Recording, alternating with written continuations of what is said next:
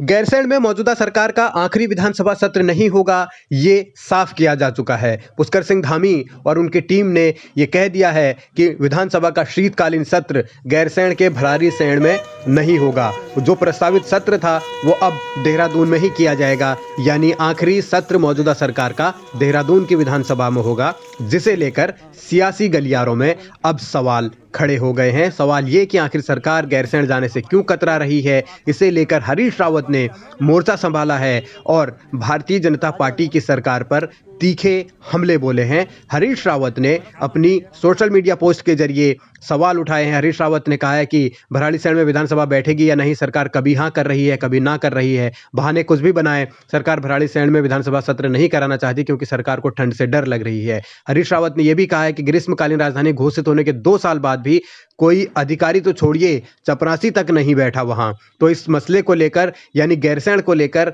BJP एक बार फिर कांग्रेस के निशाने पर है और चुनाव से पहले इस तरीके का माहौल बन रहा है कि कांग्रेस हमलावर हो चुकी है। पुष्कर सिंह धामी की सरकार पर हरीश रावत ने कुछ और मुद्दों को लेकर भी हमला बोला है। बहुत जोर से लोग परिवर्तन के लिए उमड़ रहे हैं और उत्तराखंड में 2022 में परिवर्तन अवश्य संभावी है। कांग्रेस सत्ता में आएगी और हम सत्ता का उपयोग एक उन्नत उत्तराखंड बनाने, एक विकासशील उत्तराखंड बनाने और देश के एक मॉडल स्टेट के रूप में जहां महिला सशक्तिकरण और युवा सशक्तिकरण जिसका और वृद्धों का सम्मान जिसकी आत्मा होगी, ऐसा उत्तराखंड बनाएंगे। 2022 में परिवर्तन का दावा हरीश रावत जरूर कर रहे हैं और इसके लिए वो पूरे राज्य के चक्कर भी काट रहे हैं, जगह जगह घूम रहे हैं, लोगों के साथ संवाद कर रहे हैं। कोशिश कांग्रेस के लिए माहौल बनाने की है और इस माहौल के जरिए सत्ता पाने की है। लेकिन इसके लिए हरीश रावत ने एक और अपना मुद्दा तय किया है, वो है उत्तराखंडियत का, जिसे उन्होंने एक बार फिर जग जाहिर किया। ये गेठी है, ये जंगल में होती है और सुअर और भालू भी इसके बड़े प्रेमी हैं, लेकिन ये मनुष्य के लिए अमृत है। ऋषि मुनि इसको खाया करते थे और पहाड़ों के जंगल में होती है बहुत आजू। इसमें अल्सर की बीमारी, दमे की बीमारी और शुगर की बीमारी, ये तीनों का इलाज है।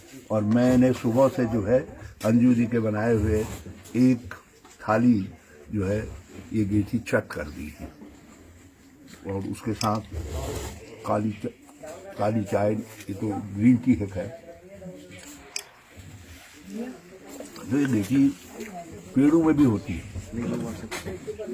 इसके नीचे गांठ लगा दीजिए तो पेड़ों में जाती है और जमीन के नीचे भी होती है। जमीन के नीचे वाली ज़्यादा गुणकारी है, लेकिन जो पेड़ों में होती है लता के रूप में, वो गेठी भी बहुत उपयोगी है।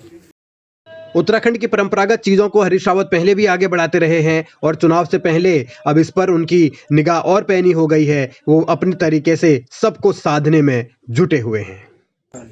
ये ऊपर वाली गेठी है और नीचे वाली जो उसमें जड़ होती है, उस तरीके का नहीं होता। हाँ वो दूसरा तरीका, लेकिन जड़ वाली तो बहुत ही गुणकारी है, लेकिन ये भी कम गुणकारी नहीं है। और मेरी समझ से इस खेती को प्रोत्साहित करना चाहिए।